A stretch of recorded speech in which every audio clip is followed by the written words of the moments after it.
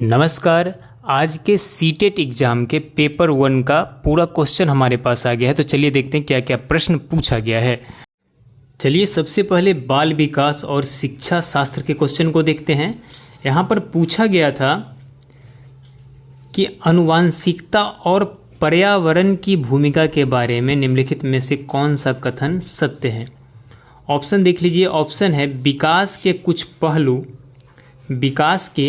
कुछ पहलू आनुवांशिकता और कुछ अन्य पर्यावरण से अधिक प्रभावित होते हैं।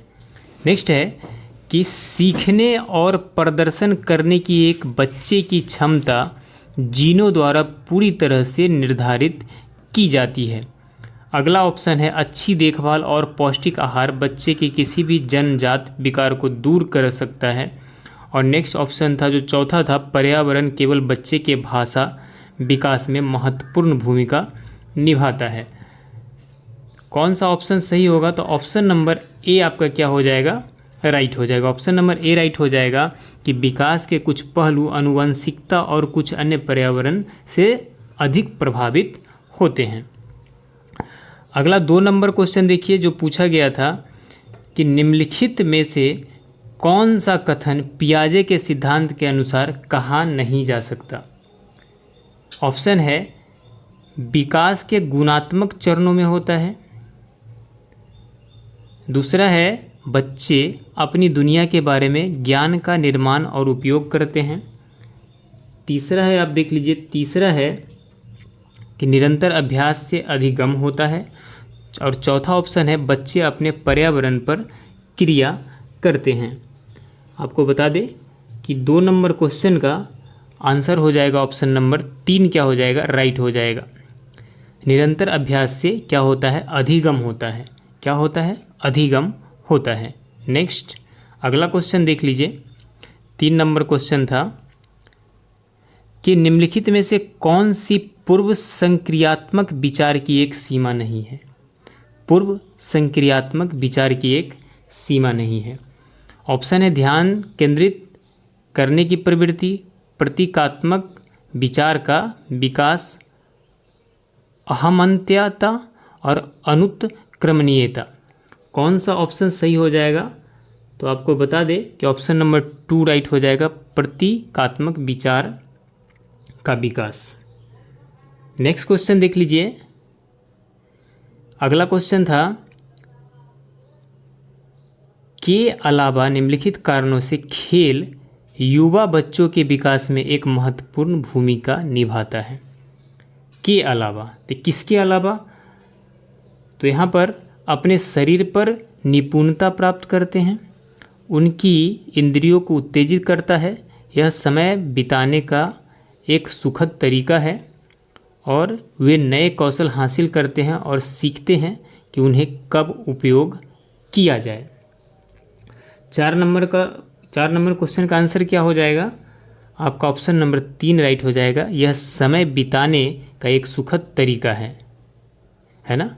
नेक्स्ट अगला क्वेश्चन है 5 नंबर क्वेश्चन देख लीजिए। निम्नलिखित में से कौन सा प्रश्न बच्चों को गंभीर रूप से सोचने के लिए आमंत्रित करता है। सीधा सीधा हम आंसर बताएंगे तो आपका ऑप्शन नंबर 4 राइट हो जाएगा। विभिन्न तरीकों से हम इसे कैसे हल कर सकते हैं यही बताता है। नेक्स्ट क्वेश्चन जो था 6 नंबर क्वेश्चन, निम्नलिखित में से कौन सा विकल्प प्रगतिशील शिक्षा का सबसे अच्छा वर्णन करता है। प्रगतिशील शिक्षा का सबसे अच्छा वर्णन करता है। ऑप्शन नंबर 1 राइट हो जाएगा, करके सीखना, परियोजना विधि और सहयोग से सीखना। नेक्स्ट क्वेश्चन 7 नंबर क्वेश्चन है कि प्रगतिशील शिक्षा के बारे में निम्नलिखित में से कौन सा कथन बताता है कि शिक्षा स्वयं ही जीवन है।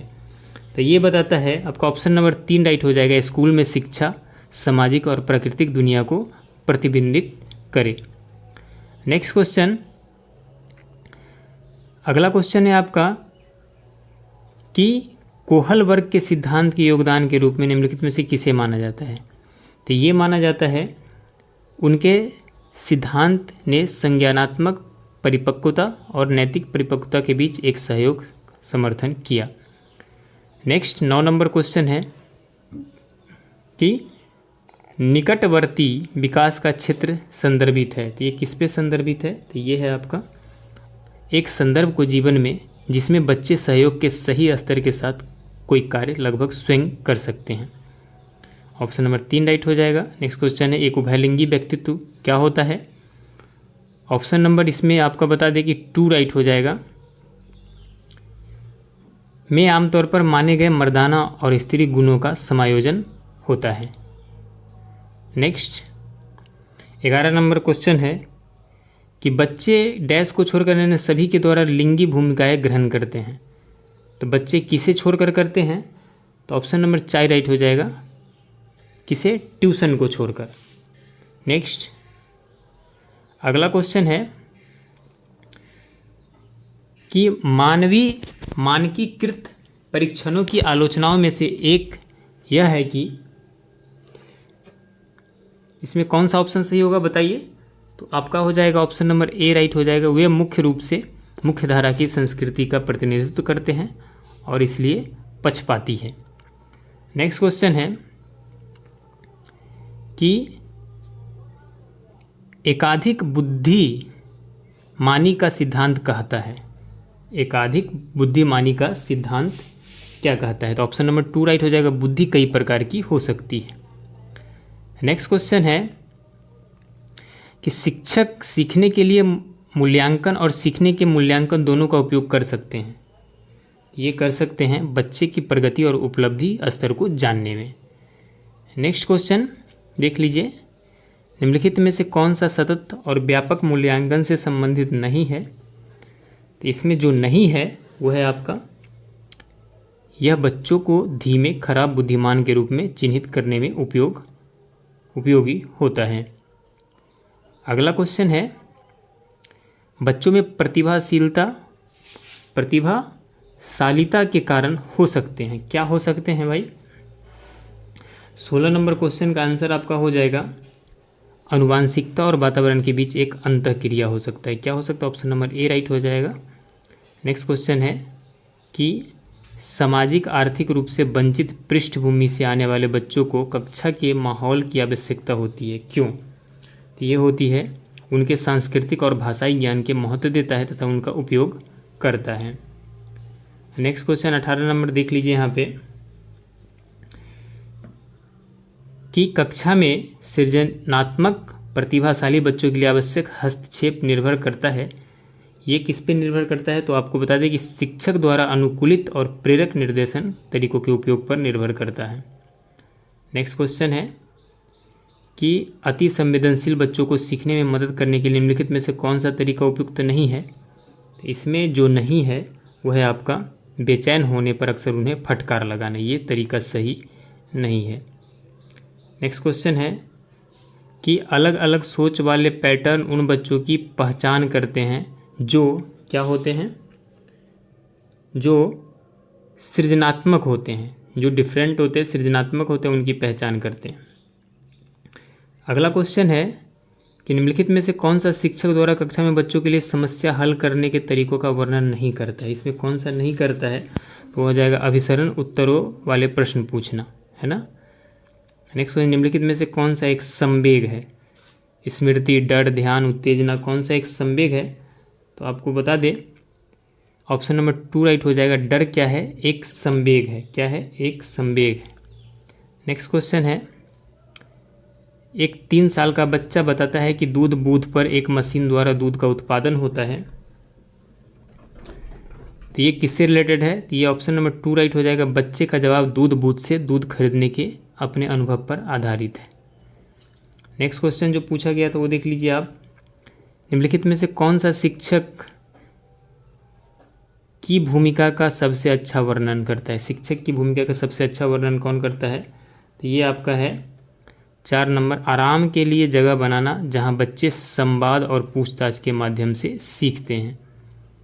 नेक्स्ट क्वेश्चन है निम्नलिखित में से कौन सी कक्षा समृद्ध शिक्षा को प्रोत्साहित करती है?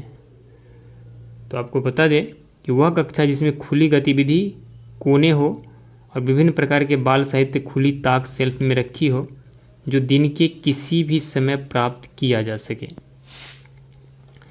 नेक्स्ट क्वेश्चन है कि निम्नलिखित में से कौन सा कक्षा में पाठ्य पुस्तकों की भूमिका का सबसे अच्छा वर्णन मिलता है। तो ये सबसे अच्छा वर्णन मिलता है वे कक्षा में उपलब्ध संसाधन और संदर्भ सामग्री में से एक है।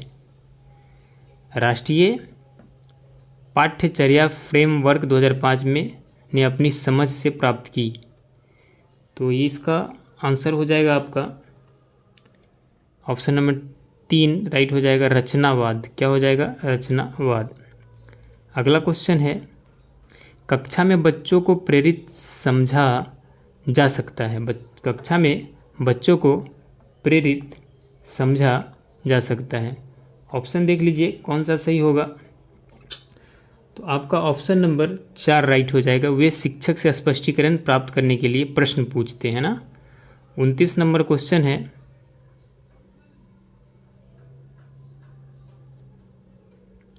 अगला क्वेश्चन निम्नलिखित में से कौन सा बच्चों में अधिगम में सुधार करने के लिए सबसे अधिक उपयुक्त होता है। इसमें सबसे अधिक उपयुक्त होता है आपका शिक्षक को वास्तविक जीवन स्थितियों पर बच्चों के एक दूसरे के साथ बातचीत करने में मदद करनी चाहिए। और पेडोलॉजी का देखिए लास्ट क्वेश्चन आ गया आपका। लास्ट क्वेश्चन है कि अनुशासन से जो अधिगम वातावरण में एक महत्वपूर्ण भूमिका निभाता है किस तरह की मदद करता है। तो आपको बता दें कि ये बच्चों के अपनी शिक्षा को विनियमित और मॉनिटर करने के लिए क्या करता है, ये मदद करता है। चलिए अब हम पर्यावरण के क्वेश्चन को देख लेते हैं। पर्यावरण में क्या क्या क्वेश्चन पूछा गया था। पहला क्वेश्चन है कि भारत में बिहार के सापेक्ष जम्मू कश्मीर और गोवा की स्थिति क्या है। बताइए गोवा की स्थिति क्या है। ऑप्शन नंबर 3 राइट हो जाएगा, है ना।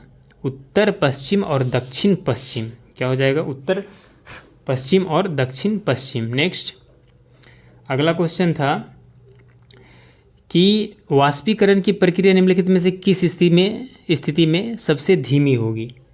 तो ये वाष्पीकरण की प्रक्रिया सबसे धीमी हो जाएगी आपकी 4 नंबर ऑप्शन राइट हो जाएगा, सतह के क्षेत्र और तापमान दोनों में कमी। अगला क्वेश्चन है, स्थानों, दूरियों और दिशाओं के सापेक्ष स्थिति को समझने की क्षमता क्या होता है। ऑप्शन नंबर देख लीजिए यहाँ पे कि आपका राइट हो जाएगा 2 नंबर, चित्रण कौशल। क्या होता है? चित्रण कौशल।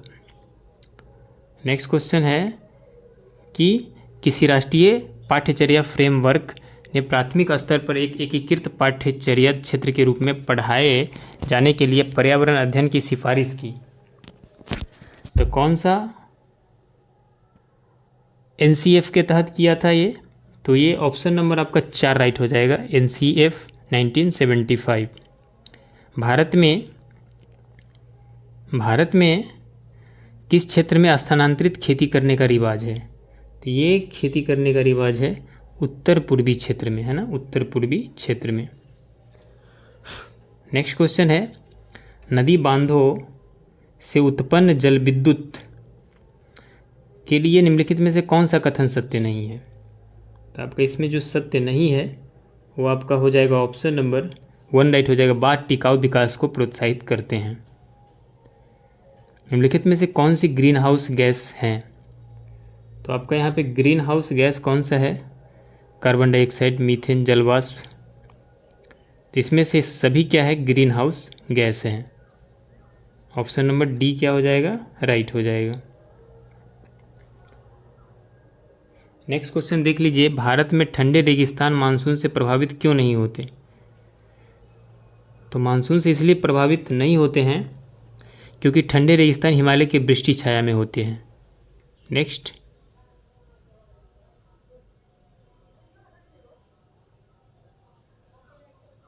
अगला क्वेश्चन है, ताजमहल में पीले होने के लिए निम्नलिखित में से कौन सा जिम्मेदार है। बताइए ताजमहल में पीले होने के लिए निम्नलिखित में से कौन सा जिम्मेदार है। ऑप्शन है nitrogen dioxide,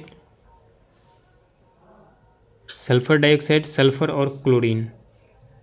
option number 2 right हो जाएगा, सल्फर डाइऑक्साइड, है ना। क्या हो जाएगा, सल्फर डाइऑक्साइड। नेक्स्ट गोलकुंडा किला किसने बनवाया था। ऑप्शन है चालुक्य राजवंश, चोल राजवंश, काकतीय राजवंश और पल्लव राजवंश। बताइए कौन सा आंसर सही होगा।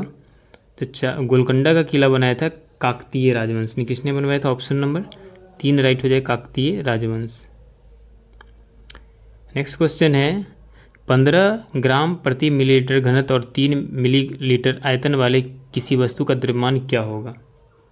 ऑप्शन नंबर 2 राइट हो जाएगा, 45 ग्राम। निम्नलिखित में से कौन सी अदिश राशि है? बताइए कौन सी अदिश राशि है? द्रव्यमान, गुरुत्वाकर्षण, संवेग, भार। ऑप्शन नंबर 1 राइट हो जाएगा, द्रव्यमान।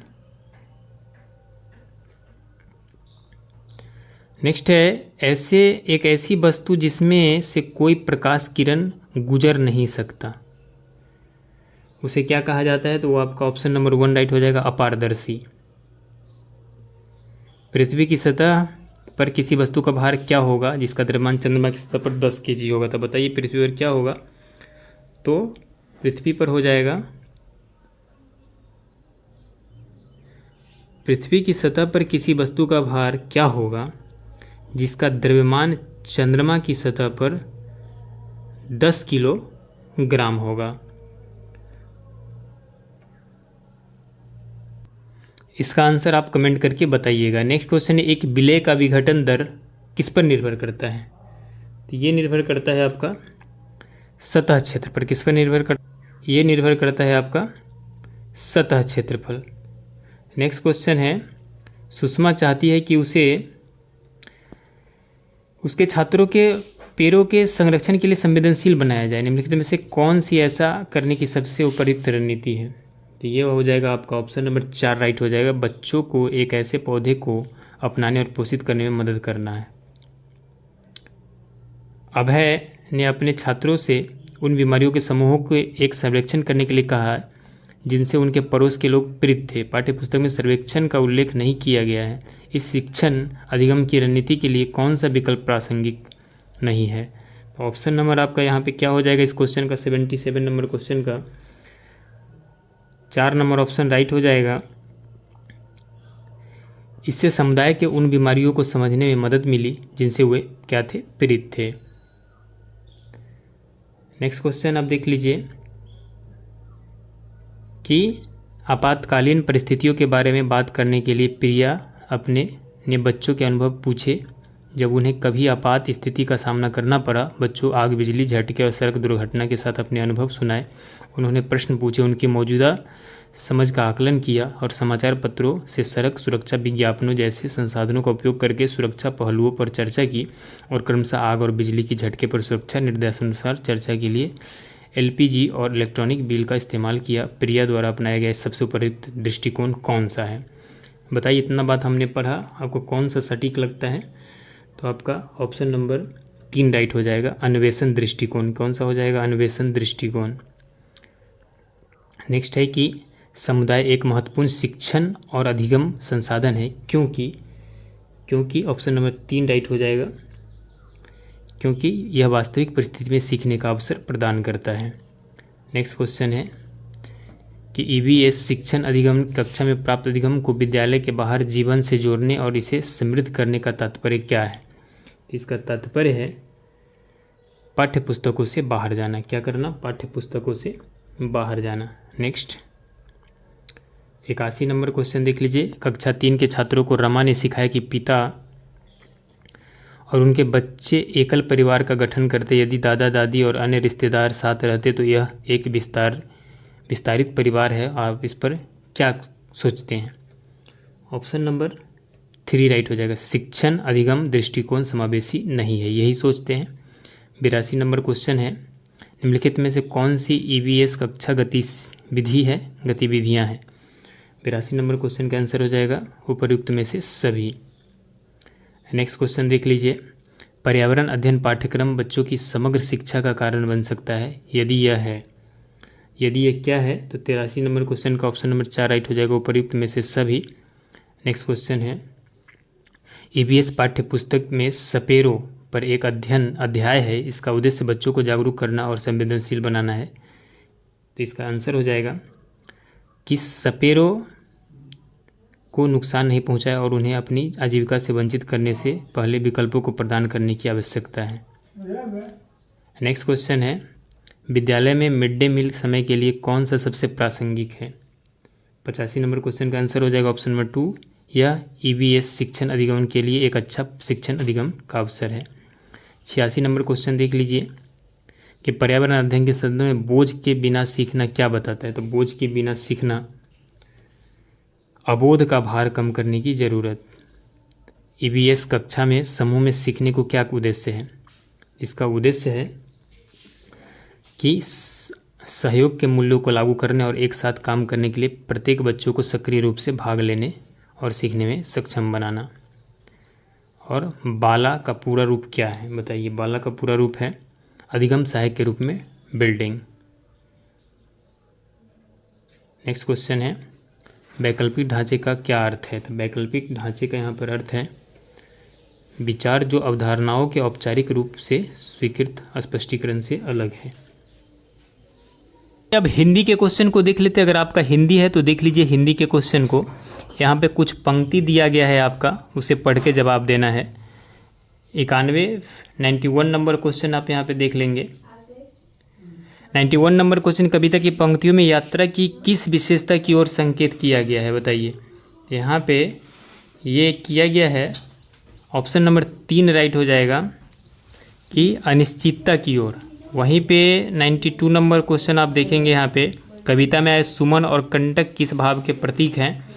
तो आपको बता दें कि ये सुख और दुख भाव के प्रतीक है। सुख दुख भाव के क्या है? प्रतीक हैं। नेक्स्ट क्वेश्चन है आप यहाँ पे कविता की पंक्तियों में कवि व्यक्ति को किस बात की प्रेरणा देता है?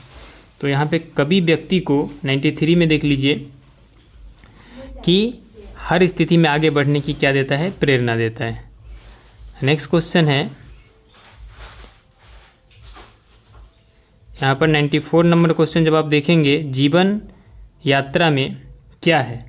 तो कुछ भी निश्चित नहीं है। क्या है? कुछ भी निश्चित नहीं है। नीचे दिए गए शब्दों में से सरित का समानार्थी शब्द बताइए। सरित का समानार्थी शब्द क्या हो जाएगा? प्रवाह हो जाएगा। क्या हो जाएगा? प्रवाह। 96 नंबर क्वेश्चन देख लीजिए कि निश्चित शब्द में कौन सा प्रत्यय आ सकता है अनिश्चित शब्द में? तो आपका यहाँ पे जो प्रत्यय आ सकता है वो ता है। कौन सा प्रत्यय आ सकता है? ता। नेक्स्ट है कि गीत कविता बच्चे के जीवन में रस भर जाए, यह माता पिता को पसंद नहीं, क्योंकि इसमें बच्चे को क्या होता है? तो यहाँ पर केवल आनंद में ही खोए रहेंगे। क्या होगा? आनंद में ही खोए रहेंगे। नेक्स्ट है 98 नंबर क्वेश्चन का आंसर देख लीजिए आप कि गीत कविता स्कूलों में भी पसंद नहीं है, क्योंकि उन्हें लगता है कि स्कूली पढ़ाई लिखाई से इसका कोई संबंध नहीं है। ऑप्शन नंबर 1 राइट हो जाएगा। 99 का गीत कविता के बारे में कौन सा कथन सत्य नहीं है? तो आप जब इस लाइन को पढ़ेंगे तो ऑप्शन नंबर 4 राइट हो जाएगा यहाँ पे कि सामाजिक क्या हो जाएगा? सामाजिक समाज में इनकी व्यापक सहमति नहीं है। 100 नंबर क्वेश्चन देख लीजिए कि शिक्षा अवस्था गीत कविता को किस दृष्टि से देखती है? तो ऑप्शन नंबर 1 राइट हो जाएगा, बाधक के रूप में देखती है। किस में? बाधक के रूप में देखती है। नेक्स्ट, अनुच्छेद के आधार पर गति गीत कविता के बारे में कौन सा अनुच्छेद कथन सही नहीं है? तो ये आपका ऑप्शन नंबर 2 राइट हो जाएगा। इनसे बच्चे अपनी राह से भटक जाते हैं। अगला क्वेश्चन है कि बच्चों के लिए लक्ष्य कौन निर्धारित करता है? तो बच्चों के लिए लक्ष्य जो है माता पिता क्या करते हैं? निर्धारित करते हैं। नेक्स्ट क्वेश्चन है कविताएं सुनी सुनाई जाए में क्रिया क्या है? इसमें आपको बता दें कि जो क्रिया है वो है आपका सकर्मक क्रिया। नेक्स्ट है संस्कृति में प्रत्यय क्या है? तो बताइए संस्कृति में प्रत्यय क्या है? तो सांस्कृतिक में इक क्या है? प्रत्यय है। नेक्स्ट है कि मंजूर का समानार्थी शब्द क्या होगा? मंजूर का यहाँ पे समानार्थी शब्द क्या होगा? तो ऑप्शन नंबर 3 राइट हो जाएगा, स्वीकार करना। क्या हो जाएगा? स्वीकार करना। नेक्स्ट है 106 नंबर क्वेश्चन यहाँ पे देख लेते हैं कि प्राथमिक स्तर पर हिंदी भाषा सीखने के लिए सबसे अधिक जरूरी क्या होता है? सबसे अधिक जरूरी होता है आपका कक्षा में प्रिंट समृद्धि परिवेश। नेक्स्ट क्वेश्चन है कि बच्चे बोलचाल की भाषा का अनुभव लेकर विद्यालय आते हैं। इसका निहितार्थ है कि यहाँ पे ऑप्शन नंबर 3 राइट हो जाएगा। बच्चे के भाषाई अनुभवों का उचित प्रयोग किया जाए। 108 में भाषा सीखने सिखाने में आप किसे सबसे अधिक महत्वपूर्ण मानते हैं? तो सबसे महत्वपूर्ण है यहाँ पे सामाजिक अंतःक्रिया। क्या है? सामाजिक अंतःक्रिया। नेक्स्ट है सुनने और लिखने की कुशलता का आकलन करने का सबसे अच्छा तरीका क्या है? तो सबसे अच्छा तरीका है आपका ऑप्शन नंबर 3 क्या हो जाएगा? राइट हो जाएगा। ये गलत है, 3 राइट हो जाएगा। सुनी गई कहानी को अपने शब्दों में लिखना। 13 नंबर क्वेश्चन देख लीजिए। सार्थक पढ़ते समय कभी कभी वाक्य शब्दों की पुनरावृत्ति करता है, यह भाषाई व्यवहार में क्या दर्शाता है? तो आपको बता दें कि यह आपका वह समझ के साथ पढ़ने की कोशिश करता है, यही दर्शाता है कि वो समझने की कोशिश करता है, इसलिए उसे क्या करता है? दोहराता है। हिंदी भाषा में आकलन का उद्देश्य नहीं है। आकलन का उद्देश्य क्या नहीं है? तो आपको बता दें कि बच्चों की भाषागत त्रुटियों की ही पहचान करना। नेक्स्ट है प्राथमिक स्तर की हिंदी भाषा की पाठ्य पुस्तक में आप किसे सर्वाधिक महत्वपूर्ण मानते हैं? सबसे जो अधिक महत्वपूर्ण है वह आपका हिंदी भाषा को विविध रूप देने में वाली रचनाएं। और 119 नंबर क्वेश्चन है बहुभाषिक कक्षा में बच्चों की भाषाएं क्या हो जाती हैं? तो यहाँ पे ऑप्शन नंबर क्या हो जाएगा? राइट, संसाधन के रूप में कार्य कर सकती हैं। और 120 नंबर क्वेश्चन और लास्ट क्वेश्चन है भाषा सीखने और भाषा को अर्जित करने में अंतर का मुख्य आधार क्या है? इसका मुख्य आधार है भाषा का उपलब्ध परिवेश।